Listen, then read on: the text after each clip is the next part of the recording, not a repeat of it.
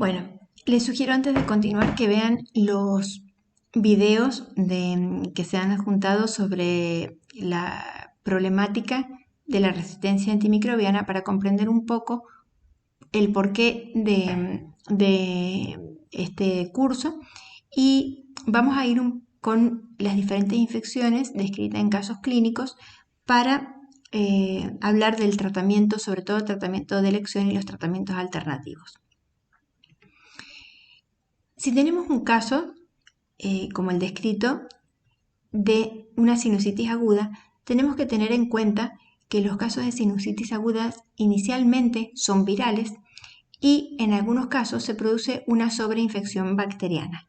El diagnóstico es clínico, en general no necesitamos ningún estudio complementario para realizarlo, solo en algunos casos más complicados pedimos imágenes y sospechamos la infección o la sobreinfección bacteriana cuando en el curso de un resfrío común que es ocasionado por un virus, los síntomas persisten sin ninguna mejoría más de 7 días o si en algún momento de la evolución del resfrío aparece fiebre y o rinorrea purulenta.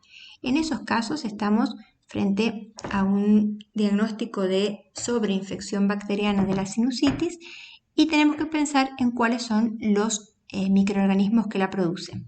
Tenemos en una sinusitis aguda en un niño sano o en una persona sana, neumococo y Haemophilus influenza son los microorganismos habituales. Menos frecuente, Moraxella catarrhalis y Chlamydia pneumoniae. Cuando la sinusitis en el seno maxilar es de origen dentario o hay un cuerpo extraño, la flora es polimicrobiana. Todo esto cambia si el paciente tiene algún tipo de comorbilidad, ya los gérmenes, fíjense, no son los habituales. Entonces estamos frente a un cuadro de una infección leve con etiología predecible en algunos casos o etiología no predecible cuando el paciente tiene alguna comorbilidad. Cuando la etiología es predecible, no tomamos ningún tipo de muestra, simplemente iniciamos un tratamiento empírico. En estos últimos casos, donde ya no es fácil saber, tenemos que tomar una muestra. En estos casos, la muestra es la punción directa del seno paranasal afectado, ya que otro tipo de muestra puede indicarnos contaminación. ¿Cuál es el tratamiento? El tratamiento en los casos de sinusitis aguda y en pacientes sanos va a ser de acuerdo a los microorganismos que habitualmente lo ocasionan, amoxicilina y amoxicilina clavuránico. O sea que el tratamiento de elección son los beta-lactámicos. Los tratamientos alternativos son los macrólidos. Tengan en cuenta que los beta-lactámicos son bactericidas. Lo que pasa es que tienen una posología un poquito más complicada, que son cada 8 horas, y los macrólidos son bacteriostáticos. Tienen una posología más sencilla, pero son bacteriostáticos. En los casos de sinusitis crónica o en los pacientes con comorbilidad, vamos a dirigir el tratamiento de acuerdo al resultado del cultivo. No son infecciones graves, no hace falta iniciar un tratamiento empírico, podemos esperar tener el resultado de la punción. Aquí tenemos un cuadro de una faringoamigdalitis aguda.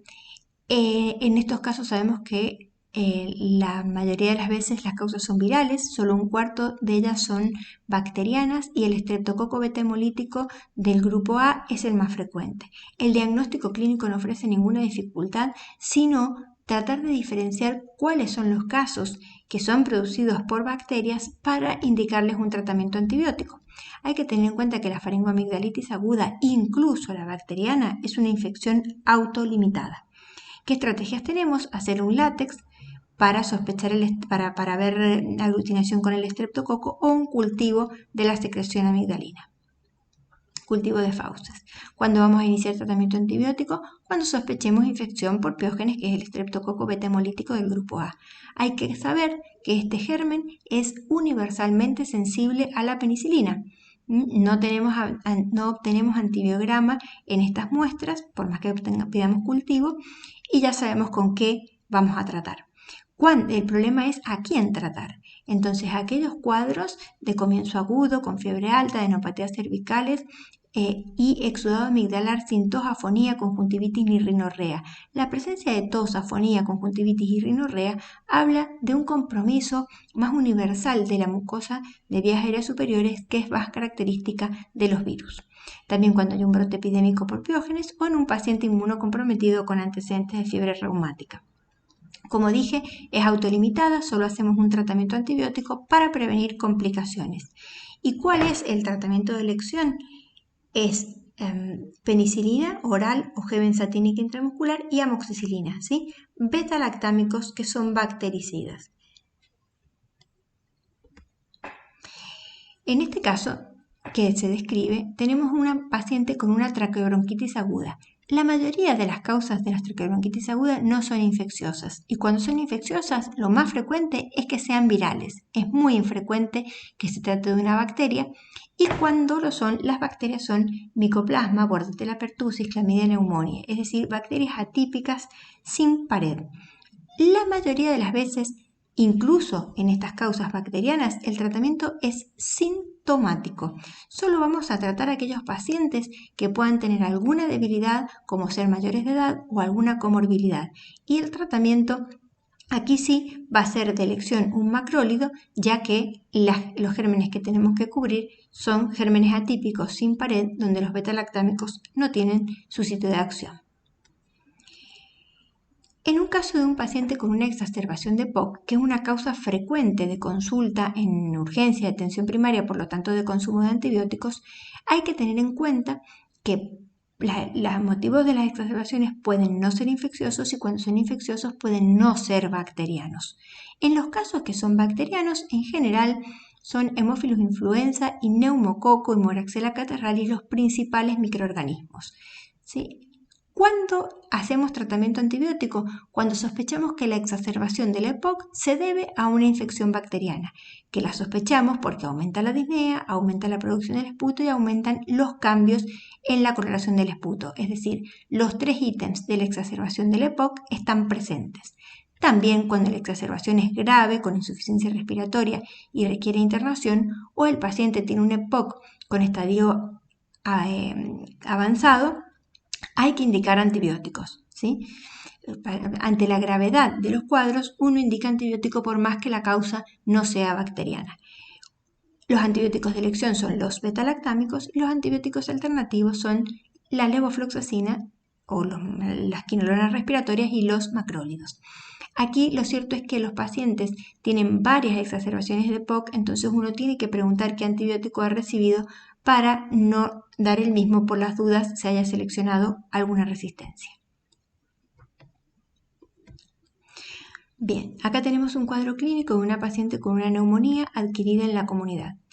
En todos los cuadros respiratorios es muy difícil obtener un cultivo que nos certifique el germen causal, ¿sí? Porque suelen estar contaminados con la mucosa de las vías aéreas superiores. Entonces, ¿cómo nos manejamos en una neumonía? Una vez hecho el diagnóstico con la placa, evaluamos si el paciente tiene criterios de gravedad para ser internado. Si los tiene, se hace ingreso hospitalario y ahí se hace un estudio de el agente etiológico con el esputo, los hemocultivos, los antígenos urinarios y el cultivo del líquido pleural si tuviera. ¿Cuáles son los gérmenes más comunes? En un paciente sano, el neumococo es el principal microorganismo de las neumonías, seguido del Mycoplasma pneumoniae. Ahora, cuando el paciente tiene alguna comorbilidad, los microorganismos del final de la lista, que son muy infrecuentes en un paciente sano, empiezan a tomar predominancia. Entonces, ¿cómo nos vamos a manejar? Según la clínica, la neumonía adquirida en la comunidad se puede presentar con síntomas clásicos de inicio brusco, fiebre alta, tos productiva, dolor pleurítico y signos de condensación en la placa y en la ocultación, y eso en general se debe a microorganismos como el neumococo, Haemophilus influenza y Legionella. Por el contrario, la sintomatología atípica es subaguda, insidiosa, con síntomas iniciales que no son respiratorios.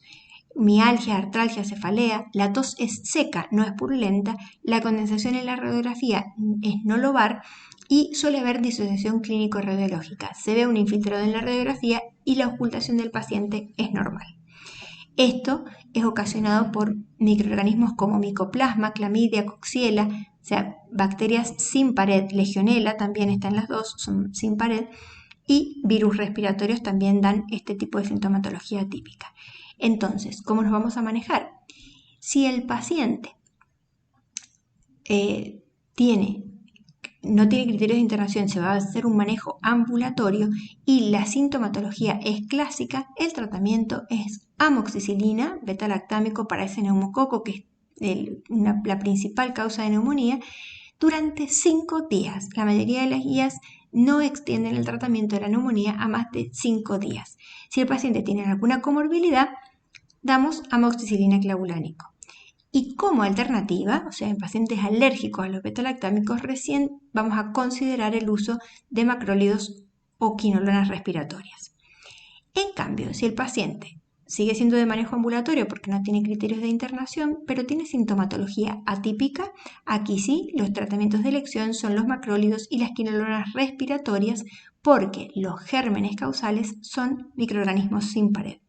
Si el paciente requiere hospitalización, el esquema es ampicilina sulbactam, se ingresa a sala común y en caso de estar en terapia intensiva se agrega claritromicina o levofloxacina.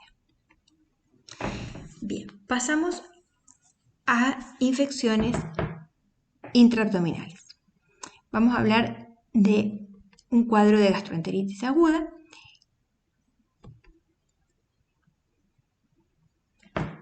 Que es la principal consulta en atención primaria y en general si no son necesarios los antibióticos y darle un antibiótico a un paciente con una gastroenteritis aguda es, por un lado, no es uso racional y por otro lado puede llegar a deteriorar el cuadro.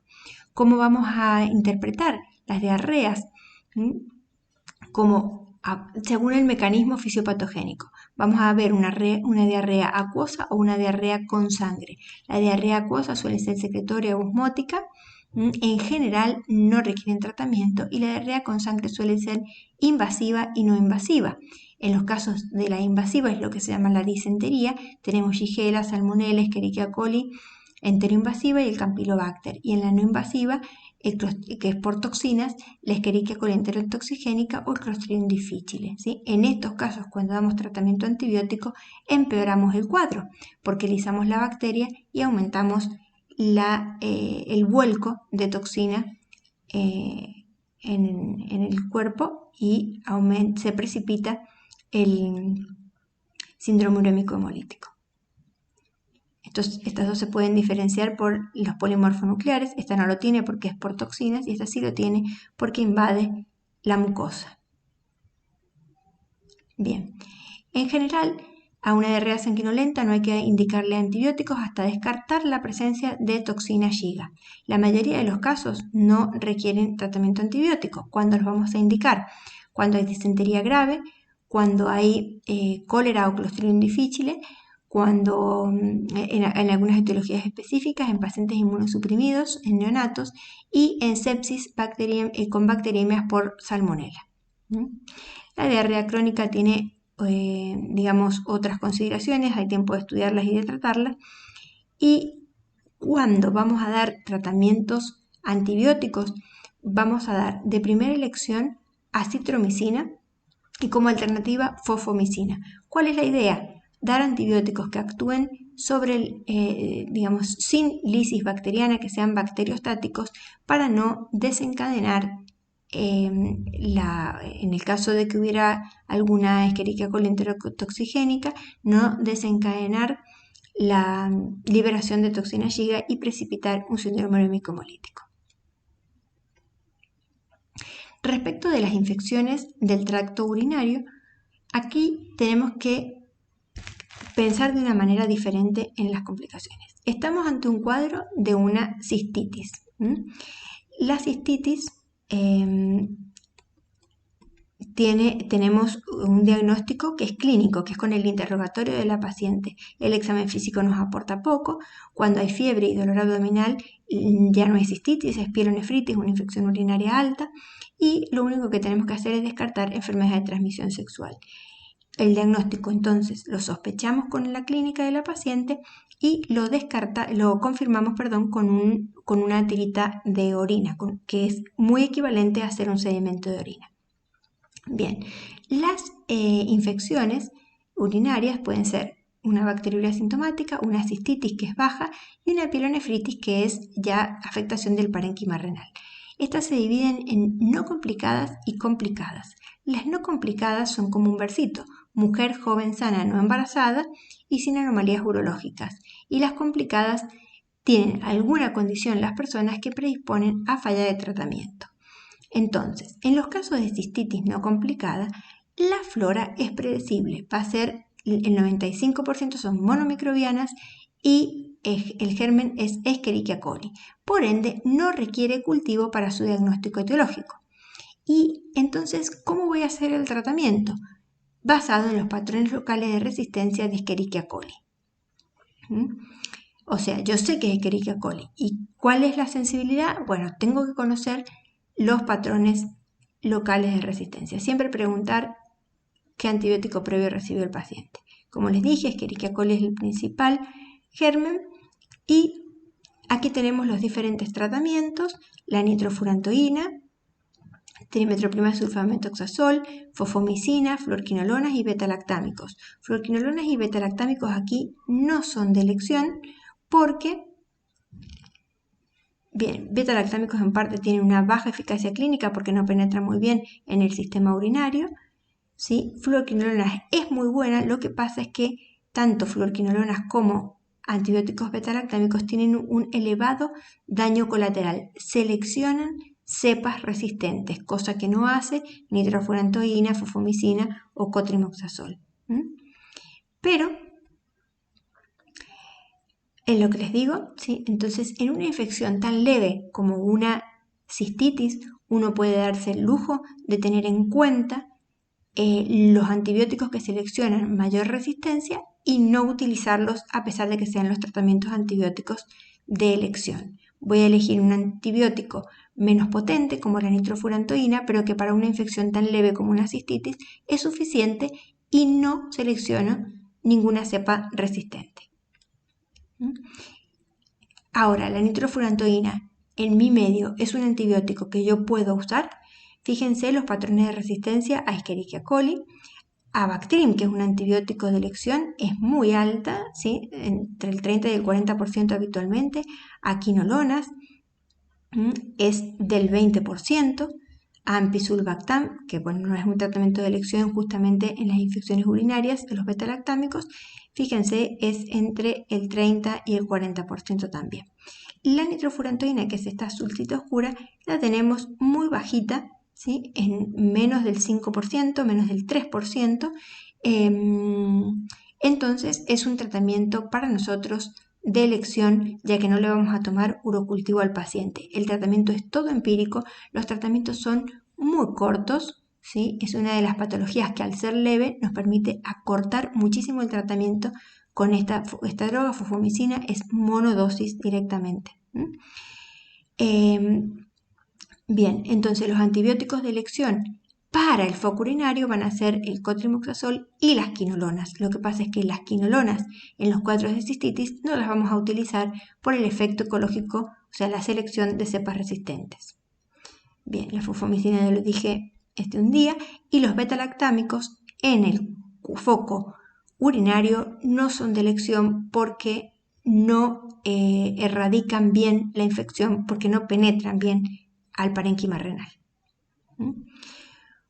En los casos de mujeres embarazadas, ancianos, hombres, infecciones recurrentes, catéteres vesicales o comorbilidades, ya son infecciones urinarias complicadas. Esto implica que los tratamientos son más largos, no son cortitos como en la cistitis. Siempre hay que pedir urocultivo para dirigir el tratamiento. Bueno, y hay que recordar el tema de la prostatitis en los varones. Cuando hay una infección urinaria alta, una pielonefritis no complicada, la mayoría no requieren internación y el tratamiento empírico va a ser con quinolonas si la resistencia no es mayor al 10%, en nuestro medio es mayor al 10%, el escenario que era de un 20%, por ende tenemos que utilizar ceftriaxona, aminoglucósidos o cefixime vía oral. ¿Sí? Ceftriaxona y cefixime son cefalosporinas y la gentamicina es un aminoglucósido que se usa intramuscular. Hay que evitar, cuando la infección es la pielonefritis, cuando está afectado el parénquima renal, hay que evitar la nitrofurantoína, la norfloxacina y la fofomicina porque no penetran en el parénquima renal, y también aquí hay que evitar los tratamientos cortos.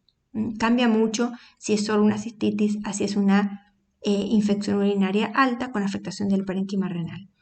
Una vez que yo tengo el antibiograma y en el urocultivo me dice que puedo utilizar quinolonas o cotrimoxazol, hay que elegirlos porque son antibióticos que penetran muy bien, son los antibióticos de elección en una infección urinaria. En los casos de bacteriuria asintomática, no es una infección propiamente dicha, pero es muy importante para el uso racional de antibióticos. La premisa es no pedir urocultivos en aquellos pacientes que no tienen síntomas urinarios. La presencia de un sedimento de orina alterado no es indicación de pedir un urocultivo. ¿Cuándo la bacteriuria asintomática tiene mayor riesgo de infección? Sí. ¿El tratamiento de la bacteriuria asintomática disminuye ese riesgo aumentado de infección? No. Por este motivo no es necesario tratar las bacteriurias asintomáticas. Hay algunas excepciones donde la bacteriuria asintomática puede ser un riesgo para la salud, entonces la buscamos en forma sistemática y si la encontramos la tratamos. Estos casos son las embarazadas a partir de la semana 16 de gestación, el preoperatorio de cirugías urológicas durante los 6 primeros meses del post-trasplante renal y cirugías con implantes. Son los únicos casos, o sea, a quien tratar justamente a estos casos donde hay una indicación precisa por un motivo de buscar la bacteriuria asintomática. Bien, vamos a continuar en otro video.